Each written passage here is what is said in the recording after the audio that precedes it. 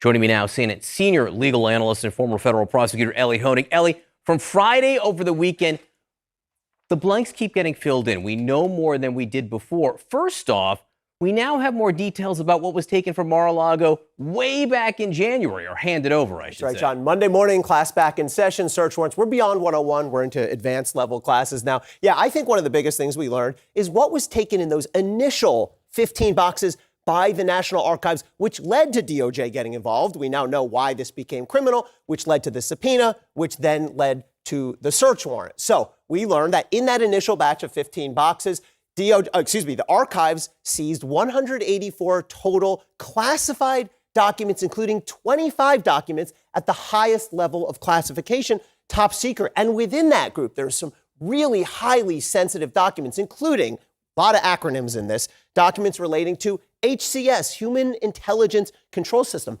spies, our agents out there in the world putting themselves at risk. FISA, which is essentially wiretaps relating to foreign intelligence issues. Also, a couple other interesting details and nuggets buried within this affidavit. First of all, we learned that several of the documents also contained what appears to be F. POTUS, former President Donald Trump's handwritten notes. Now, the big question is, were those from when he was president, which would not be a big deal, you're allowed to write on classified documents, or afterwards, which would show he was accessing these documents at Mar-a-Lago. Another really interesting note was that highly classified records were unfoldered. I looked that up. You know what it means? Not in folders? Unfolder, yes, out of folders, intermixed with other records. And again, that shows that people were handling and accessing these documents while they were down in Florida. We also learned about the number of witnesses and the types of witnesses here. Yeah, we learned through a little bit of prosecutor speak here. Prosecutors were being a bit opaque, I think, on purpose. A significant number of civilian witnesses, a broad range of civilian witnesses. First of all, civilian witnesses means not FBI agents, who sometimes are your witnesses for these things, but regular people. Now, a broad range, a significant number, we can't put a number on that, but I can tell you, no way a prosecutor uses that language for one witness or two witnesses. So we're talking about a good number. And this really jumped out at me.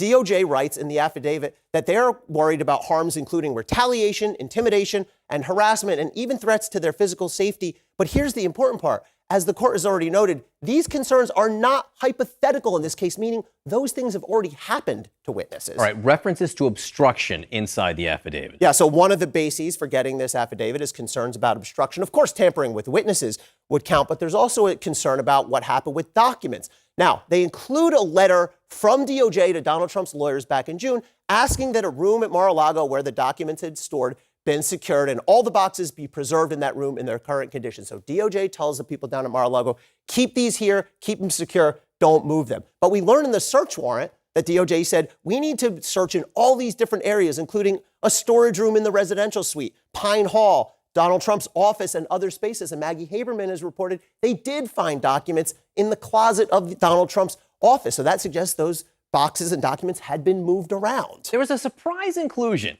in the filing on Friday, which was actually a letter from Trump's attorneys. Yeah, so this is a letter from Donald Trump's attorneys where they say to DOJ, hey, we want you to know, in our view, a president has absolute authority to declassify documents. Now, as a legal matter, that may be true. There's been a long debate about whether the authority is absolute or just very, very broad. But you know what's missing from here? Any assertion that he actually did declassify the documents, which is part of it. And of course, remember, we've had reporting that 18 former White House officials have said that there was never any such order. Complete fiction, nonsense, ridiculous, BS, laughable. So it is highly doubtful that that happened. Very quickly, in 20 seconds or less, the special master, a judge, seems inclined to grant that. Yeah, not surprising. This is not an outrageous request. If it is granted, what that means is those documents will first be filtered, reviewed by a special master, an outside independent third party who will determine whether there are potential privilege issues. If no privilege issues, those documents will go over to DOJ. Elie Honig, thank you very much for that.